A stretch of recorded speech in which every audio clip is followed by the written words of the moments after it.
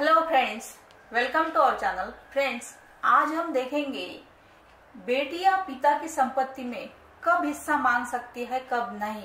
Friends, video अंत तक देखिए, लाइक कमेंट शेयर कीजिए और सब्सक्राइब करना न भूलिए। तो चलिए जानेंगे बेटियां पिता की संपत्ति में कब हिस्सा मांग सकती है। तो भारत में अगर मोटे तौर पर देखें तो संपत्ति दो प्रकार की होती है। एक वह संपत्ति होती है जो व्यक्ति ने स्वयं अर्जित की है, यानी सेल्फ एक्वायर्ड है, और दूसरी वह संपत्ति होती है जो किसी व्यक्ति की पैतृक संपत्ति है, यानी एंसेस्ट्रल प्रॉपर्टी है। अब कुछ संपत्ति पर बच्चों का कोई भी अधिकार नहीं होता। जब भी कोई व्यक्ति अपने जीवित रहते हुए स्वयं द्वारा अर्जित की गई संपत्ति के पक्ष में कोई फैसला ले लेता है, जैसे उसे दान देना है, बेचना है, या उसके संबंध में कोई हक त्याग कर देना है, या फिर कोई अन्य व्यवस्था करते हैं, तो तब कोई बेटा या बेटी किसी प्रकार का क्लेम अपने पिता की संपत्ति के बारे में नहीं कर सकते। अब कोई व्यक्ति भले ही अपने जीवित रहते हुए अपनी स्वयं द्वारा अर्जित की गई संपत्ति यानी सेल्फ एक्वायर्ड संपत्ति के बारे में कहीं कोई वसीयत कर दे, इसके संबंध में भी वह व्यक्ति पूर्ण रूप से स्वतंत्र है। अब वह जिससे चाहे, जहां चाहे, खुद की इच्छा से वसीयत कर सकता है। हालांकि बच्चे ऐसी वसीयत को कोर्ट में चैलेंज कर सकते हैं और उस वसीयत के अवैध होने के बारे में आरोप लगा सकते हैं। पर अगर जांच में यह पाया गया कि वसीयत वैध है, यानी जो विल है वो वैलिड है, तब बच्चे मुकदमा हार जाते हैं। अब कब है बेटियों को पिता की संपत्ति में अधिकार? जब एक पिता की स्वयं द्वारा यानी सेल्फ एक्वायर्ड अर्जित की गई संपत्ति है, तो उस संपत्ति में बेटी और बेटों को उनके मृत्यु के बाद ही अधिकार मिलता है। अगर किसी व्यक्ति ने कोई फैसला कर दिया है, ऐसी स्थिति में तो बेटा और बेटियों को अधिकार है ही नहीं। पर अगर कोई व्यक्ति बगैर फैसला किए उनकी मृत्यु हो जाती है, तब बेटे और बेटियों को अधिकार मिल जाता है।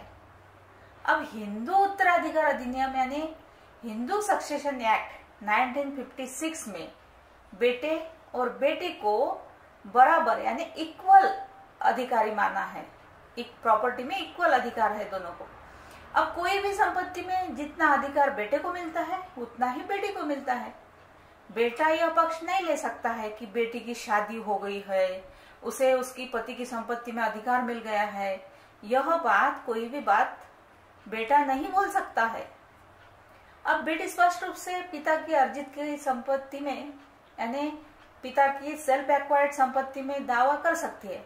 अगर उनके पिता ने संपत्ति के बारे में कोई व्यवस्था नहीं की है तो, और उनकी मृत्यु हो जाती है तो, अब न्यायालय में यह साबित हो जाने पर कि संपत्ति उस व्यक्ति की स्वयं द्वारा यानी सेल्फ एक्वायर्ड संपत्ति थी, तब बेटी को बराबर का हिस्सा संपत्ति में दिया जाता है। इक्वल राइट है दोनों को।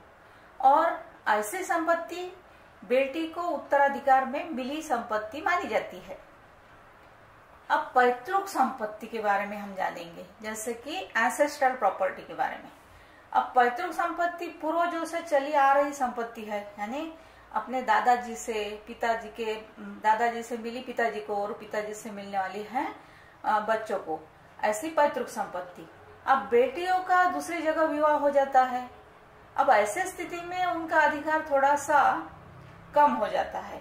अगर कोई रिश्ता बेटी की तरफ से है तब उसको अधिकार कम मिलते हैं, और एक समय बाद बेटियों की तरफ से रिश्ते के अधिकार तो पैतृक संपत्ति के मामले में लगभग समाप्त ही हो जाते हैं। अब इस मामले में कानून अत्यंत विशद है।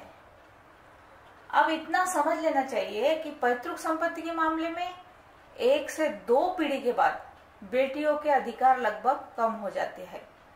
पर 2005 में हिंदू उत्तराधिकार अधिनियम यानी हिंदू सक्सेशन एक्ट में कुछ परिवर्तन किए गए हैं, यानी चेंज हुआ है इस कानून में, और अब एक बेटी को भी पैतृक संपत्ति में लगभग बेटे के ही तरह से यानी इक्वल राइट इक्वल अधिकार प्राप्त है।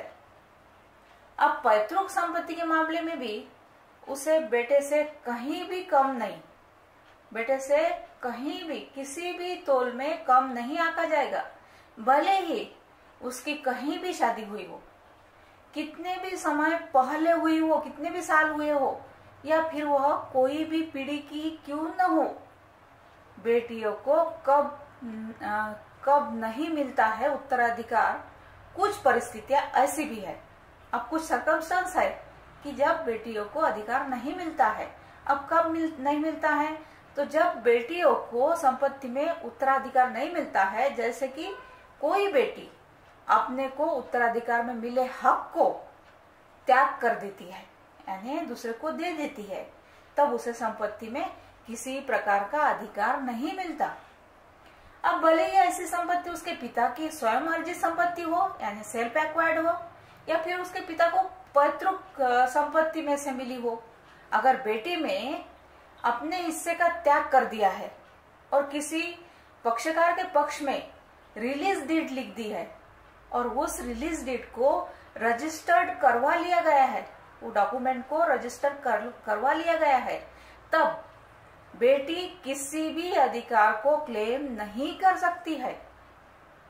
जब बाप बेटों को वसीयत कर दे, बेटों के नाम से वसीयत कर दे, अगर बाप स्वयं द्वारा यानी सेल्फ एक्वायर्ड प्रॉपर्टी है, तो ऐसी स्वयं द्वारा अर्जित संपत्ति की वसीयत बेटों के पक्ष में लिख दे और बेटियों को पूर्ण रूप से खारिज कर दे, ऐसी वसीयत को रजिस्टर्ड भी करवा लिया जाए, तब बाप यानी उनके पिता के मृत्यु के बाद बेटियों को संपत्ति में किसी भी प्रकार का कोई अधिकार नहीं होता है।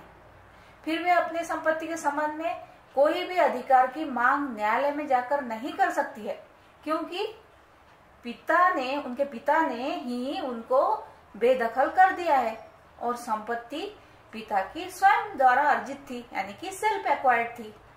अब यहाँ पर यह विशेष रूप से ध्यान देना चाहिए कि पिता स्वयं द्वारा अर्जित संपत्ति के संबंध में तो बेटों के पक्ष में वसीयत कर सकते हैं, पर वह कोई भी वसीयत पैतृक संपत्ति के संबंध में नहीं कर सकते हैं, क्योंकि पैतृक संपत्ति उन्हें अपने पूर्वजों से मिली है।